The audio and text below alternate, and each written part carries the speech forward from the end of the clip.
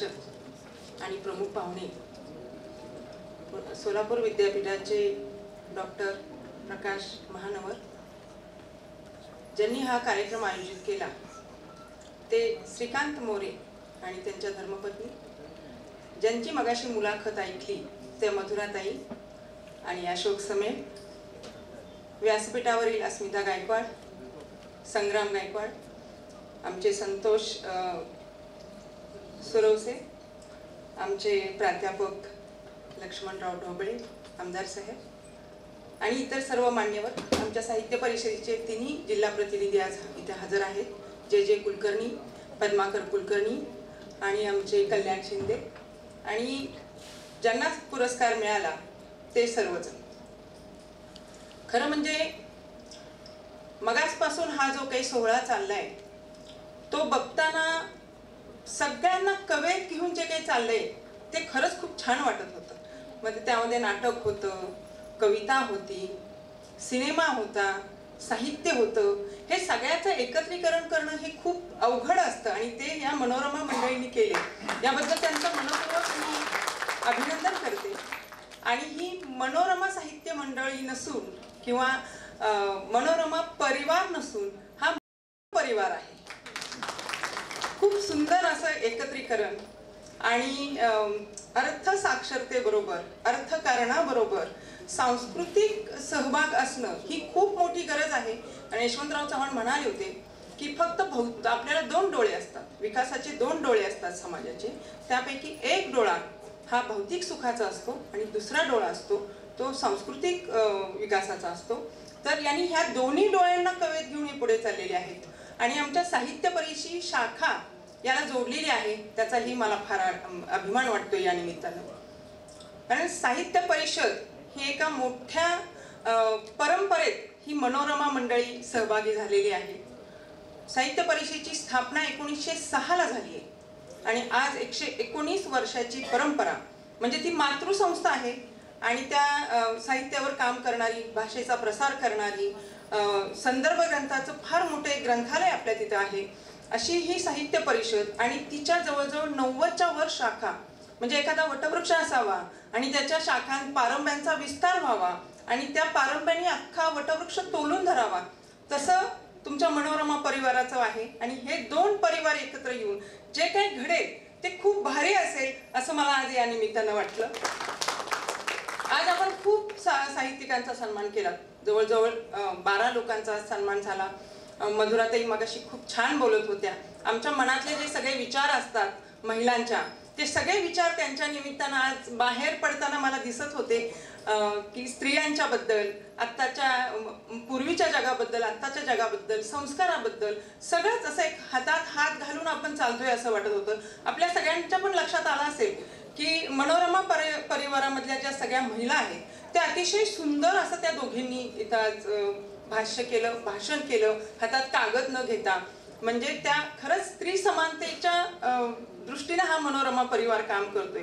आपल्या सगळ्यांना लक्षात येत असेल की कधीही स्त्रियांना समान हक्क समाजात आजपर्यंत मिळालेले नाहीत, काही अपवाद सोडले तर. साहित्य संमेलनाच्या व्यासपीठावर सर आपल्याला माहिती आहे किती महिला अध्यक्ष झाल्यात, आपणच सांगा. हाताच्या बोटावर मोजण्या इतक्या महिलांना अध्यक्षपद मिळाले आणि ज्यांचं लेखन अत्यंत दर्जेदार आहे, अत्यंत चांगलं आहे, कसदार आहे, अभिजात आहे, त्या महिलांना सुद्धा ही संधी मिळालेली नाही. तर या निमित्तानं तेही एक बाब मी या ठिकाणी अधोरेखित करते की मला इथं खूप छान वाटलं आज तुमच्या सगळ्यांचं हे सगळं बघून. दुसरा एक महत्त्वाचा मुद्दा मला या ठिकाणी मांडायचा आहे की आपण आधुनिक युगात प्रवेश केला, आपण विज्ञान युगात प्रवेश केला, पण हे सगळं करत असताना एक जी स्थिर व्यवस्था होती समाजाची, त्यामध्ये काही फार घडतच नव्हतं, ते एकदम अस्थिर होऊ लागलं आणि समाजाचं जे काही स्थिरता होती ती कुठंतरी डगमगीत होऊ लागली. आणि त्यासाठी जो काय आपल्याला सांस्कृतिक विकास असेल, साहित्य असेल, त्याची कास धरणं हे अत्यंत महत्त्वाचं असतं. आपल्या मनाच्या गाभाऱ्यात आपल्याला काहीतरी जी अस्थिरता सतत वाटत होती, म्हणजे मनाच्या गाभाऱ्याच्या उजेड वाटा आपण सतत शोधत असतो आणि त्या उजेड वाटा शोधताना आपल्याला शब्दांचे पंख मिळत असतात। शब्द हे तुम्हाला सामर्थ्य देत असतात, तुम्हाला समाजाचं उत्थान करण्याचं कामही ते करतात आणि समाजाचा संवाद करण्याचं कामही ते करत असतात।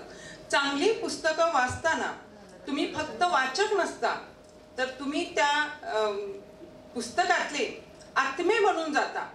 ती पुस्तकं तुम्हाला साथ घालतात, ती तुम्हाला जागं करतात, त्या तुम्हाला प्रकाश वाटा दाखवतात आणि तुमच्या मेंदूमध्ये काहीतरी नवी केंद्र ती उघडत असतात। मला मंगळवेढ्याचं सरांचं भाषण आठवतंय, त्यांनी वाचन संस्कृतीबद्दल फार छान भाष्य केलेलं होतं आणि मी या ठिकाणी आपल्याला सुद्धा सांगते, तुमच्या एवढ्या शाखा आहेत, 1003 कोटीचा हा व्यवसाय, 875 कोटीचा व्यवसाय, आपण पुस्तकांसाठी सुद्धा काहीतरी करावं अशी माझी मनापासून इच्छा आहे। पुरस्कार आपण देताच आहात, एक परिवार आपण मोठा करतच आहात, पण आपल्याला माहिती आहे का 36 पैकी जवळजवळ 20 जिल्ह्यामध्ये पुस्तकाची दुकानं नाहीत आणि ही अत्यंत गंभीर बाब आहे। मराठी भाषेबद्दल सुद्धा आपण मगाशी बोललो, आमच्या सगळ्यांचं शिक्षण मराठी भाषेतून झालं, आपल्या सगळ्यांचंच, आपल्या पिढीच्या, पण आता जी मुलं शाळेत जातात त्यांना हिंदी येतं, मराठी येत नाही। मीना प्रभूंना त्या दिवशी पुरस्कार मिळाला आपल्या साहित्य परिषदेचा, त्यांची मुलं जवळजवळ 60 पार केली आहेत आणि त्यांचा जन्म लंडनमध्ये झालाय, बिल्डर व्यवसायात ते काम करतात, पण ते इतकं सुंदर मराठी बोलतात हे बघून आम्हाला आश्चर्य वाटत होतं। आपण का हे सगळं करतोय? आपली भाषा संस्कृती ती पुढे नेणे, एका पिढीकडून ती दुसऱ्या पिढीला संक्रमित करणं ही खूप महत्त्वाची गोष्ट असते। त्यात भाषेचं खूप महत्त्व असतं, त्यात संस्कृतीचं खूप महत्त्व असतं आणि संस्काराचं सुद्धा तेवढंच महत्त्व असतं आणि हे सगळं जर करायचं असेल तर आपल्याला मराठी भाषेला महत्त्व देणं खूप गरजेचं आहे, आपल्या साहित्याला खूप महत्त्व देणं गरजेचं आहे। गदी माडगुळकरांना एकदा प्रश्न विचारला होता की आपण सगळेच जण कालिदासाचं खूप कौतुक करतो, म्हणजे कालिदासाच्या मेघदूतचं भाषांतर हे अक्षरशः रवींद्रनाथ टागोरांनीही केलं आणि दलाई लामांनीही केलं, सगळ्यांना भुरळ पाडली होती मेघदूतानं। ज्यावेळी गदिमांना प्रश्न पडला की एखाद्या निर्जन बेटावर तुम्हाला जर जाण्याची वेळ आली तर तुम्ही कुठलं पुस्तक हातात घेऊन जाल, तर ते म्हणाले होते मेघदूत। म्हणजे साहित्याचा केवढा मोठा हा काही जो परिघ असतो आणि मानवी मनाची जी अथांग गूढता आहे तिला जर तुम्हाला भिडायचं असेल, तिचा जर तुम्हाला अभ्यास करायचा असेल किंवा तिच्यामधली गुंतागुंत जर जाणून घ्यायची असेल तर साहित्याला पर्याय नाही। नागपूरला अक्कू यादव नावाचा एक गुंड होता, त्याला महिलांनी मारलं होतं, अक्षरशः दगडांनी ठेचून कोर्टामध्ये त्याला मारलं आणि मर्डर इन कोर्ट रूम अशी या नावाची डॉक्युमेंटरी एक निघाली होती त्यावर।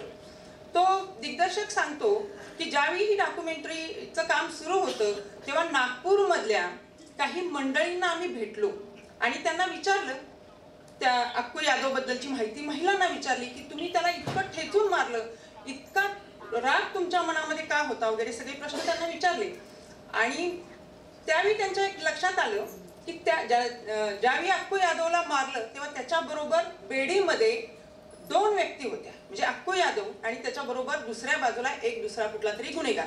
त्यांच्या लक्षात आलं की याच्याशी बोललं पाहिजे की त्याला जेव्हा त्या महिला मारत होत्या तेव्हा नेमकं त्याला काय वाटत होतं। त्यांनी कसाबसा त्याला शोधला आणि त्याला तो प्रश्न विचारला, आधी तो बोलायलाच तयार नव्हता, पण त्याला जेव्हा विचारलं की हे सगळेजण त्याला मारत होते, तो ओरडत असेल किंवा जे काय असेल त्यावेळी तुला काय वाटलं, तो म्हणाला मला खूप भूक लागली होती।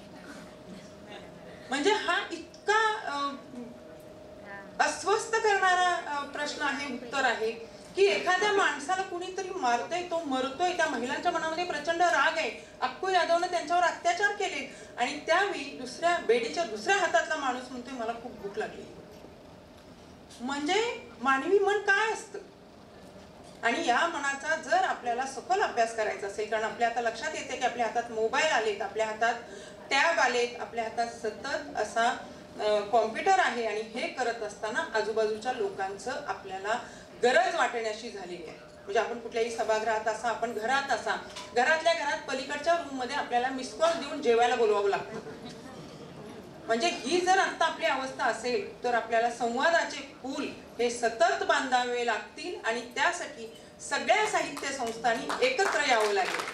खूप भाषणं आहेत आणि बऱ्याच जणांना बोलायचे, मी आपल्या सर्वांचं मनापासून अभिनंदन करते. मनोरमा परिवाराला खूप साऱ्या शुभेच्छा देते. आमच्या महिला मंडळींना पण शुभेच्छा देते आणि थांबते. धन्यवाद.